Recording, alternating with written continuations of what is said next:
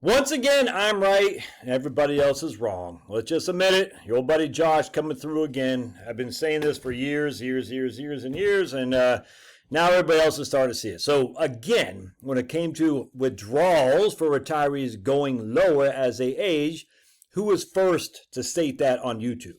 This guy. On top of that, what was I saying about how much you can take out without really worrying about it? I said 5%. And if you want to adjust it for inflation, fine. I don't think you need to, but you can use that too. Who was saying that first? Before anyone else. This guy. And it's not just based on just some silliness. It's based on academic research that I've done. All right, because I like to read this stuff. In fact, now that I'm done with this book right here, I'm going to go over, I haven't read Andrew Biggs' new book yet. Well, new as of a couple months ago, but I am going to read this next. This next on my list here. And I had another book back there I wanted to read. I forgot what it was about retirement. Anyway, so I'll read Andrew Biggs' book. Anyway, so let's talk about this. So doggone silly. This is why the 5% rule is now the new 4% rule. And this is from Nick Maggiulli or something like that.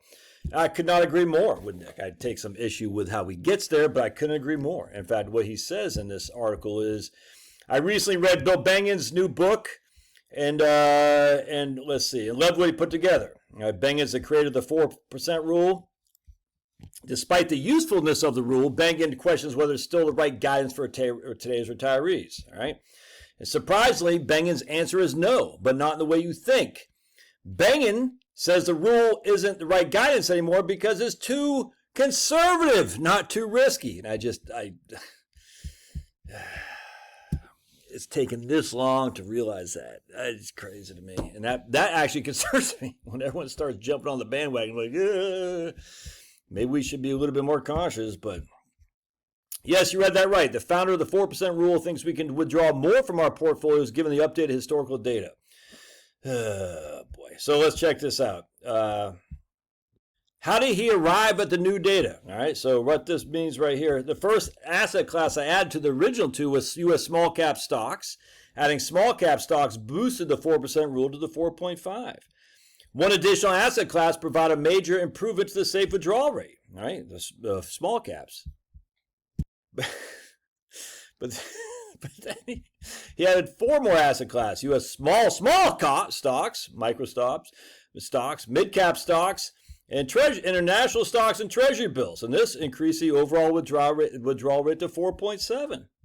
He admits he could have gone further by adding REITs and crypto and other asset classes, but decided against it because of the diminishing returns from the four additional additions. Yep.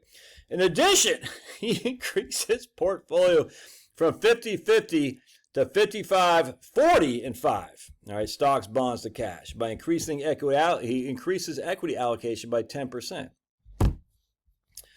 Well, why did the results improve? Diversification. All right, well, I'd say also because right there, you're increasing your equities. Anyway, so let's go down here. My guy says 2 conditions for the 5% rule to work. This is what this guy says, Mick Maggiulli or whatever his name is.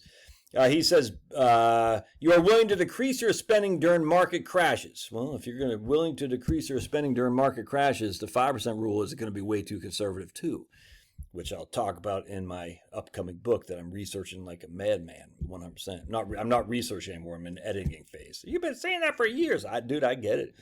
I started down the thing of the reverse RMD, and it just didn't work the way I thought, so I had to take a left or a right turn, a left turn, a U-turn. I don't know. I had to go freaking accelerate in this other lane. I'm saying, ooh, this is better for sure. And I'll share it with you, here shortly. You might delay a vacation during a 20% downturn or reduce your spending when inflation runs hot.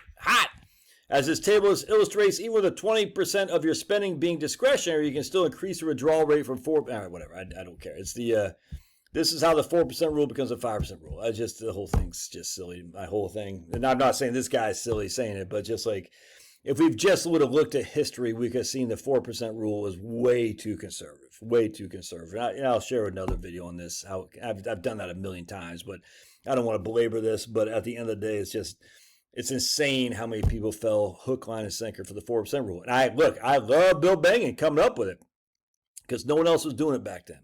No one else was doing it. But it's been way too conservative, not just because of today, but it's been way too conservative for years. Now, the problem that I have is that he increases his stock portfolio. And that concerns me because that that you shouldn't change your rule. If you're going to have a rule, you should keep the same parameters in the rule, if that makes sense. You should say 50-50 stocks and T-bills, or I guess he was doing 10-year treasuries or something like that.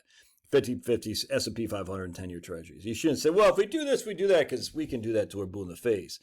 And that defeats the rule. The rule is supposed to be sacrosanct. This is the rule. And again, as always, if you're adjusting for inflation on your spending, where is your evidence for that? And amigos, there isn't any. All right. God bless. Love your thoughts. Smash that like button. And just remember, you are standing on the shoulders of a legend right here. A legendary Josh. Josh is legendary. The GOAT of financial planning right here. Even though I'm a caveman financial planner, I don't get your ways. Keep it simple, stupid. But at the end of the day, oh, you're so cocky. I'm being somewhat facetious, but at the same time, who else was talking about this stuff? No one was. So, all right. God bless. We'll see you.